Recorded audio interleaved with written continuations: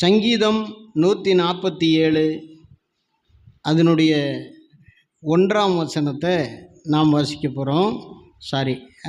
சங்கீதம் 104 படிங்க. 104 சங்கீதம் 104 100. அவர் வாசல்களில் துதியோடும் அவர் பிரகாரங்களில் புகழ்ச்சியோடும் பிரவேசித்து அவரை துதித்து அவருடைய நாமத்தை ஸ்தோத்திரியுங்கள். அடுத்தது 147 1ஆம் சங்கீதம். சந்தியாப்படி 147ஆம் சங்கீதம் 1ஆம் வசனம். கர்த்தரை துதியுங்கள், நம்முடைய தேவனை கீர்த்தனம் பண்ணுகிறது நல்லது. துதித்தலே இன்பமும் ஏற்றதுமாய் இருக்கிறது. அல்லேலூயா. துதித்தலே இன்பமும் ஏற்றதுமாய் இருக்கிறது.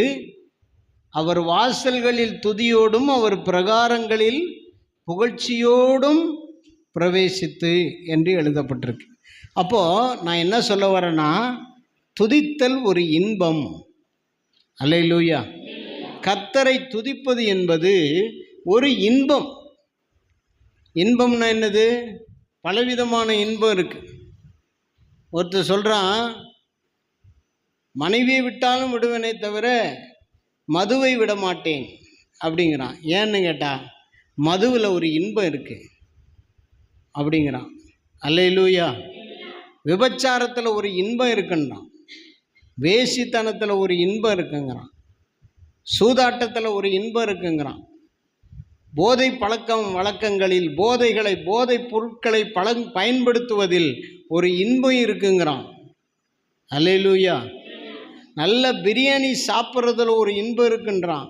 பிரியாணி, சிக்கன் 65, தந்தூரி சிக்கன் எல்லாம் வச்சு அழகாக சாப்பிட்றது இன்பம்னு சொல்லிட்டு சாப்பிட்றான். தோத்துறோம். அல்லேலூயா. சிலர் அப்படியே அவனுக்கு முன்னால் ஹோட்டலில் மிகப்பெரிய தட்டு வச்சு அதில் எத்தனையோ விதமான ஆகாரங்களை சேர்த்து வச்சு அதெல்லாம் சாப்பிட்றத ஒரு இன்பமாக கருதுகிறான்.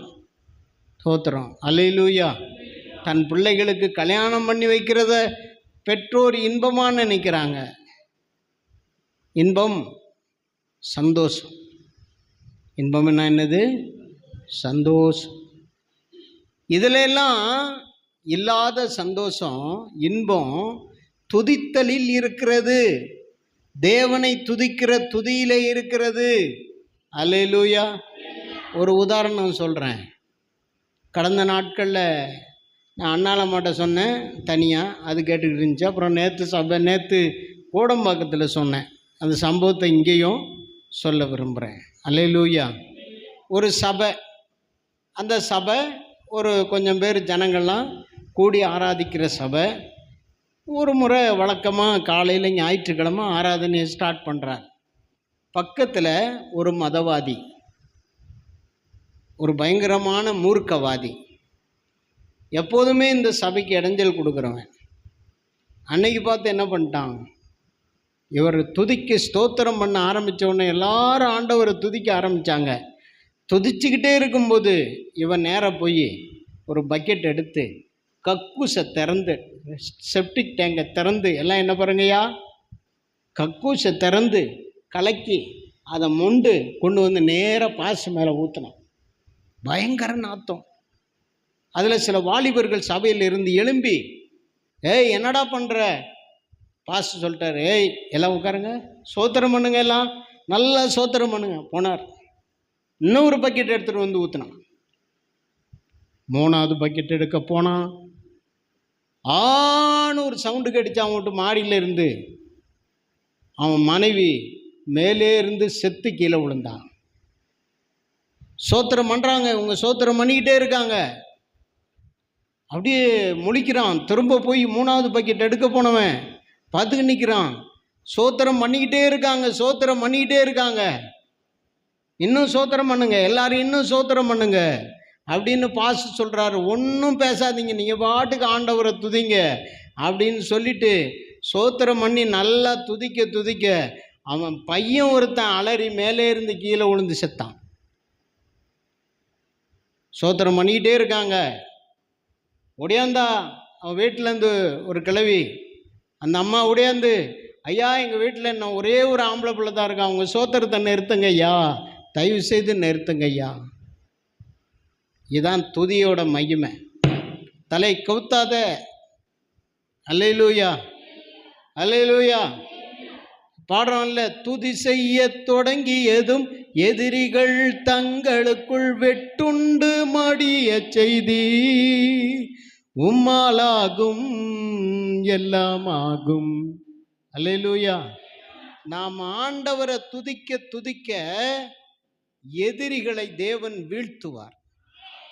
நாம் ஆண்டவரை ஸ்தோத்திரம் பண்ண எதிராக இருக்கிற எல்லாம் கீழே வெளுத்துரும். கர்த்தருக்கு ஸ்தோத்திரம். தண்ணீர் பந்தல் தெருவில் ஒரு பெரிய கொட்டாய் போட்டோம். அது எனக்கு ரொம்ப, அந்த கொட்டாயில் இருக்கிற சந்தோஷம் இந்த ஜெப வீட்டில் எனக்கு அவ்வளோ பெருசாக சொல்ல முடியாது. ஆனாலும் இது தேவன் ஏற்படுத்தின இடம். அந்த கொட்டாயை நான் ரொம்ப கஷ்டப்பட்டு 3000 ரூபா செலவு பண்ணி, அப்போ 3000 ரூபா, இப்போ 50,000 செலவு பண்ணாலும் அந்த மாதிரி கொட்டாய் போட முடியாது. அல்லேலூயா. கீழே கம்போட சப்போர்ட்டே இல்லாமல் சைட்டில் கம்பு சப்போர்ட், இந்த நடுவில் எது சப்போர்ட்டும் இல்லாமல் அழகாக மேலே அழகாக ரெடி பண்ணி ஒரு அழகான கொட்டாய் போட்டு ஆராதித்தோம். அப்போ 3 நாள் கூட்டம் வச்சுருந்தேன். 3 நாள் கூட்டம் வச்சுருக்கிற டைமில் முதல் நாள் நல்லா அழகாக பாடி நல்லா ஆராய்ச்சிக்கிட்டு இருக்கிறோம், தோத்திரம் பண்ணிக்கிருக்கோம். அங்கேருந்து உடையாந்தாங்க 2 பேர். உடையாந்து உள்ளே பூந்து ஒருத்தன் ஆம்பிளிபரை தூக்குறான், ஒருத்தன் மைக்கு தூக்குறான், ஒருத்தன் டேங்கிறான். 2 பேர் உடையாந்து வந்து கலாட்டா பண்ணுறானுங்க. டேய் நாளைக்கு இந்த கொட்டாய் புல்டோசராக வச்சு இடிக்கணும்னா அவன் காலால் தள்ளி விட்டே கீழே வந்துடும். புல்டோசர் வச்சு அடிச்சிருவோம், நீ ஒன்று இங்கே இருக்கணும், இல்லைன்னா காலனியில் போய் சர்ச்சை கட்டுறான்னா. டேய் ஏதாவது பேசுனீங்கன்னா அவன் சரிபட்டு வராது. எல்லோரும் சோத்திரம் பண்ணுங்கன்ட்டேன். உட்காந்துருந்தவங்க எல்லோரும் சோத்திரம் பண்ணுறாங்க. பயந்தாங்குழி, அதுவும் வயசானவனுக்கு தான் பயந்தாங்குழி நிறையா. கொஞ்சம் நல்லா வயசாக நல்ல தெம்பாக பேசக்கூடிய திராணி உள்ளவன் தான் பயந்து அவன் துண்டகானம் துணியகானம் ஒரு 10-20 பேர் ஓடிட்டான். மீதியெல்லாம் உட்காந்துருந்தாங்கல்ல, எல்லாரையும் சோத்திரம் பண்ணு எல்லோரும் சோத்திரம் பண்ண ஆரம்பித்தோம். சோத்திரம் பண்ண ஆரம்பித்தோன்னு கொஞ்ச நேரத்தில் ஐயோ 2 பேர் உடையாடுறானுங்க, உடையாந்து உருண்டு பிறல்றானுங்க. ஐயோ எங்களுக்கு ஏதோ பண்ணுதுங்கிறான். நம்ம சர்ச்சில் நம்ம ஊழியத்தில் நடந்த சம்பவம். அல்லேலூயா. எந்திரிச்சு பாக்கெட்டில் இருக்கிற பணத்தை எல்லாம் வாரி வாரி மேய்ச்சில் வைக்கிறான். தோத்துறோம். நீங்கள் இன்னும் ஒரு 2 நாள் கூட நடத்துங்க, நாங்கள் ஒன்றும் செய்ய மாட்டோம், நாங்கள் தெரியாமல் வந்துட்டோம், எங்களை இன்னார் தான் அனுப்பி விட்டாங்க அப்படின்னு புலம்புறானுங்க. அல்லேலூயா. போங்கப்பா எல்லாத்தையும் எடுத்துகிட்டு போங்கப்பா நான் அனுப்பிச்சி விட்டு கூட்டம் நடந்துச்சு, முடிஞ்சிட்டோம். 2வது நாள் கூட்டம் நடத்தும்போது ஒரு பொம்பளை, நமக்கு தெரிஞ்ச பொம்பளை தான், ஆப்போசிட்டில் இருக்கிற வீடு. யார்? அந்த நம்ம பெருமாளோட அம்மா. அங்கேருந்து வந்து உள்ளே பூந்து, டேய் கூட்டத்தை நிறுத்துங்கடா. இவனுங்க சொன்னதை விட அது மோசமாக சொன்னிச்சு. டேய் கூட்டத்தை நிறுத்துங்கடா, இந்த இடத்துல இந்த கூட்டம் நடந்துச்சுன்னா ஒன்று நான் இருப்பேன், இல்லை நீ இருப்பேன்னுச்சு. நாங்கள் நடத்திக்கிட்டே இருந்தோம். அல்லேலூயா. ஆச்சா புச்சான்னு பயங்கரமாக சண்டை போட்டு போச்சு. நாங்கள் கூட்டத்தை முடிச்சுட்டு பெரிய பிரச்சனை பண்ணுவோம் அப்படின்ட்டாங்க. கூட்டத்தை முடிச்சுட்டு நாங்கள் பஸ் ஏறி திருவண்ணாமலை வந்துட்டோம். அடிக்கடி திருவண்ணாமலைக்கு போவோம், சில ஊழியக்காரங்க வீட்டில் தங்குவோம். அப்போ நமக்கு சரியான இது கிடையாது. சரி இந்த மாதிரி கலாட்டாவாக இருக்குதுன்ட்டு நாங்கள் திருவண்ணாமலை போய் வரலான்ட்டு போயிட்டு திரும்பி வந்தோம். நடந்து என்ன தெரியுமா? ஒன்று நீ இங்கே இருக்கணும், இல்லைன்னா நான் இருக்கணும்னுச்சே, வாயை ஒடிச்சு விட்டானுவோம். ஒரு பெரிய பிரச்சனை நடந்திருக்காங்க. பிரச்சனையில் இந்த பொம்பளை மாட்டிடுச்சு, குத்திட்டானுவோம் வாயில், பல்லெல்லாம் நொறுங்கி போயிடுச்சு. அதுக்கப்புறம் ஏன் அது பேசுது? நம்மளை பார்த்தா ரொம்ப மரியாதை. அல்லேலூயா. அப்படியெல்லாம் கிரியை செஞ்சு தான். எதனால? துதியினால. அல்லேலூயா. துதித்தலே இன்பமும் ஏற்றதுமாய் இருக்குன்னு ஆண்டவர் சொல்லிட்டார். நீ 1000 சோத்திர பலி வாசிக்கணும்னு சொல்கிறது அதுக்கு தான். நம்ம இப்போ இருக்கிற ஜோசப் விஜய் முதலமைச்சராக இருக்கிற அந்த சட்டசபையில் ஒரு சபாநாயகர் இருக்கிறார். அவர் சொல்கிறார், நான் இதுவரைக்கும் 1000 ஸ்தோத்திர பலிகளை 1000 முறை முடிச்சிட்டேன், 1000 முறை ஸ்தோத்திர பலிகள் செலுத்தியிருக்கேன். இப்போ நான் சபாநாயகராக இருக்கேன், நான் முழங்கால்லே நின்று சர்ச்சில் படிப்பேன். இப்போ டாக்டர் சொல்லிட்டாங்க நீ முழங்காலில் நிற்கக்கூடாது அப்படின்னு, அதனால் உட்காந்து படிக்கிறேன். இப்போ நான் சபைக்கு போவேன், சட்டசபைக்கு போகிறேன், வரும்போதே இப்போ ஒரு 300 படிச்சுட்டேன், 300 200 படிச்சுட்டேன், இனி மீதியை சாயங்காலத்துக்குள்ளே நான் 1000 படித்து முடிச்சிருவேன். அப்போது ஒரு நாள் கேட்டாராம் ஒருத்தர், இந்த மாதிரி நீங்கள் ஸ்தோத்திர பலி சர்ச்சுக்குள்ளே வாச்சிக்கிட்டு இருக்கும்போது நான் உங்களை கூப்பிட்டா நீங்கள் வருவீங்களான்னு. என்னத்துக்கு கூப்பிடுவீங்க?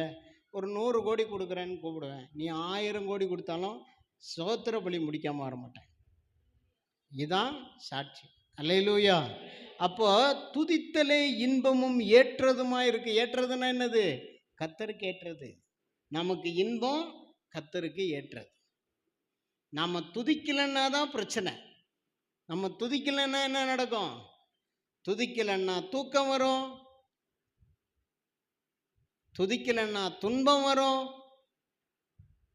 துதிக்கலைன்னா துவண்டு போவீங்க, துதிக்கலைன்னா சோர்வு வரும். நீ ஆண்டவரை துதிக்கிறத நிறுத்திட்டீன்னா மீதி எல்லாமே உனக்கு வரும், எல்லா கேடும் வரும். அல்லேலூயா. சரி, துதின்னா என்ன? துதின்னா என்ன? துதின்னா என்ன? அல்லேலூயா. துதின்னா என்ன? என்ன ஒன்றும் தெரியலையா?